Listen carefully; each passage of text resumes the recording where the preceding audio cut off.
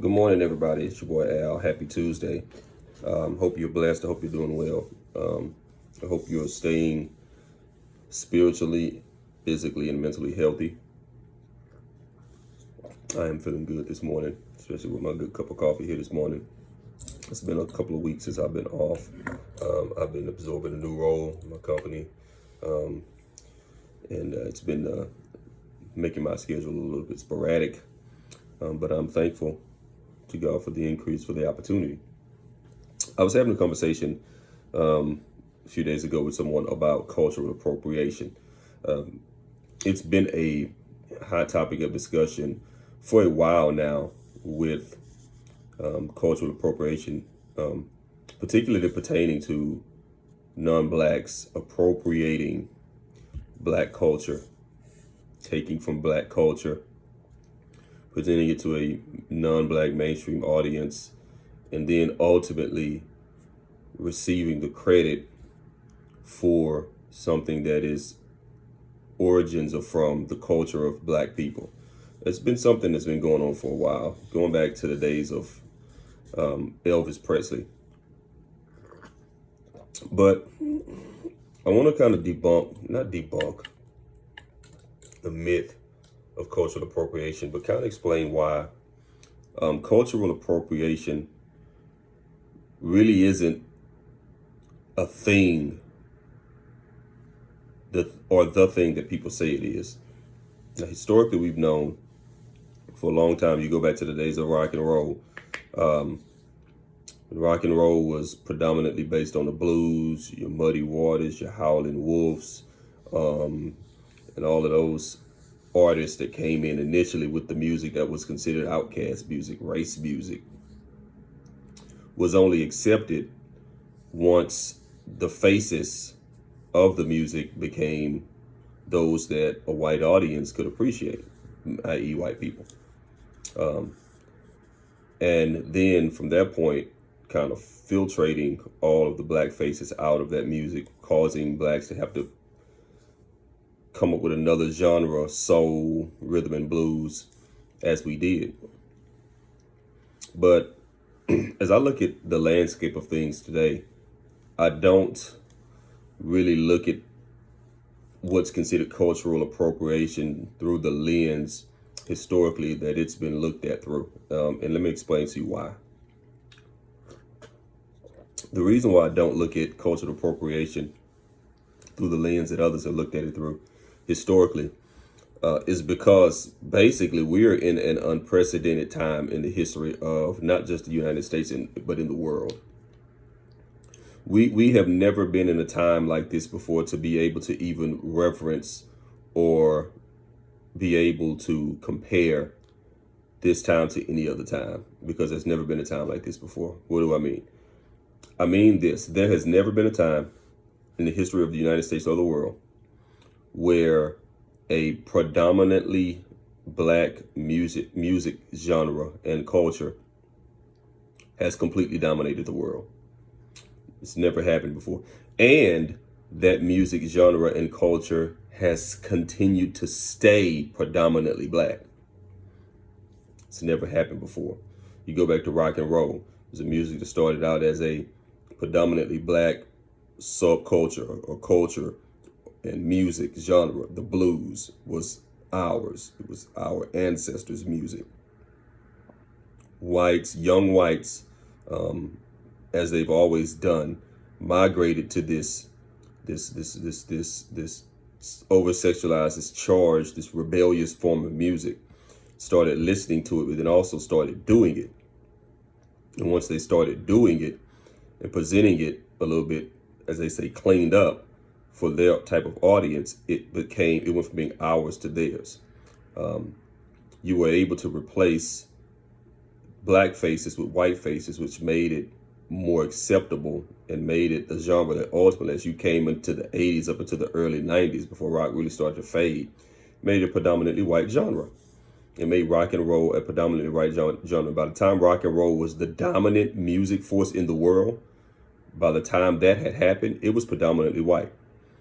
The Howling Wolves, the Muddy Waters, the Robert Johnsons, all those guys have been replaced. Those faces have been replaced by the Elvis Presleys, the Beatles, the Rolling Stones, the Led Zeppelins, people who took the blues and interpreted it for a white audience. Now, don't misunderstand me.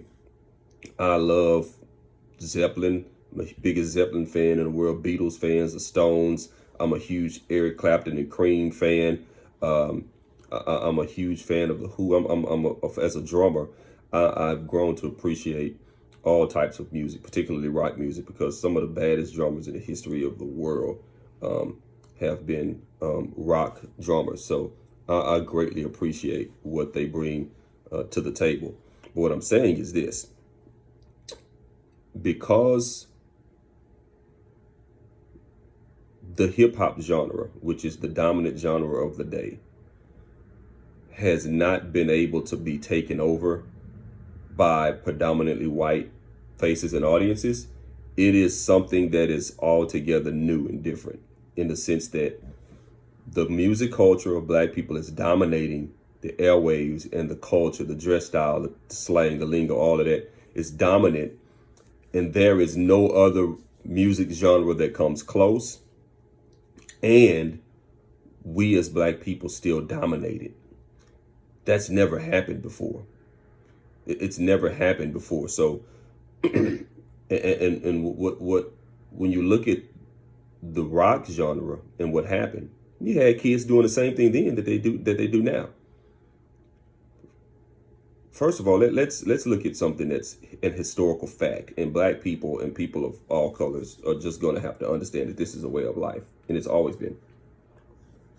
When it comes to popular music and subculture in this country, the historical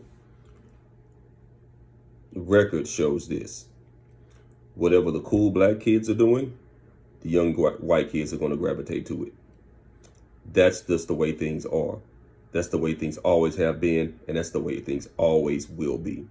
Whatever the cool black kids are doing, young white kids are going to say, hey, what are they doing over there? That looks cool. Let me go see what they're doing. Let me go check it out. That's the reason why rock music became infiltrated with white people in the first place. When you look at the history of the Rolling Stones, Keith Richards and Mick Jagger met each other because Keith Richards saw Mick Jagger saw Keith Richards walking down the street with an armful of black blues records under his arms, and he was infatuated and ran over to him and met him and introduced himself, and that's how the two became friends. They became common friends because of black blues music. So even in those days, whatever the cool black kids were doing, the white kids were going to migrate to it. You look at when, the Shindig and all these shows, whenever these black artists would be on, these white kids would be losing their minds. As a matter of fact, there's a clip of the Rolling Stones. They're on this particular music, live music show at the height of their careers. And the musical guest of the night is their idol, their everything, the late, great Howlin' Wolf. If you never checked out Howlin' Wolf, check him out. And the interviewer is trying to interview the Stones, and they're literally like Mick Jagger and Keith Richards and those guys. They can't sit still because they're like antsy to see Howlin' Wolf. They're like, man, trying to answer these questions, but hurry up, we want to see Wolf. And the guy finally, I think it was the Rolling Stone who passed away early due to a swimming pool accident. He finally said, you know what, I appreciate it, but this interview's over. We're gonna go watch Howlin' Wolf. And the way the scene was set up, all of the kids sat on the floor, like elementary school style, sat on the floor and watched the performer perform. And so you have these kids, these regular kids on the floor sitting there watching Howlin' Wolf, and right there amongst the kids are the Rolling Stones sitting on the floor like some little kids. They look like kids in a candy store watching and idolizing this with glazed over eyes, this big old black man named Howlin' Wolf. And that's just the way things have always been in this country. When it comes to popular music, when it comes to popular slang, when it comes to popular dressing, whatever the cool black kids are doing, white kids are going to flock to it. That's just the way it is. You go back and look at these old videos of, in the 50s and 60s, white kids calling themselves daddy-o and all that kind of stuff. They were picking up the slang. It's just But the difference is that it wasn't taken over. It's remained, hip hop has remained today. White kids are still doing that. That's the reason why rock and roll is dead. Rock and roll is dead because all of the black culture was taken out of it. Rock and roll went from white interpretation of the blues to this dark rockabilly. It became unrecognizable. And then when the young rockers tried to come and reincorporate some black culture back into the music, at the time was hip hop. You had the Corns, the Limp Bizkits, and all that. They were rejected by the standard bearers. And that was actually bringing some young white kids back to the genre. But as you look and you see today, rock and roll is what? Dead. Died. Because history will not stop repeating itself. Those young white kids jumped off of a rock and roll, which at the time became their mom and dad and their grandpa's music. They didn't want that. Just like their parents didn't want that before them. Whatever the generation that's gotten older now, the baby boomers and that generation, they get old and it's almost start to happen middle point. You get to a point where you get to a certain age and you forget that you were once in those shoes where whatever the old people's music was, you didn't want to listen to that. You're like, nah, what are we listening to? What are the kids listening to? And people now, they get old and they don't like what they see. And again, because it's a genre, it would be a different story if hip hop by this time had become a predominantly white genre. The Kitty popped up and stuff like that, but it hasn't. It's remained gritty. It's remained raw, somewhat negatively to a point, because we have no more KRS-Ones and people who would teach us. It's just all become too predominantly negative. I'll say that. But the genre has remained predominantly black. And that bothers white people and it bothers black people.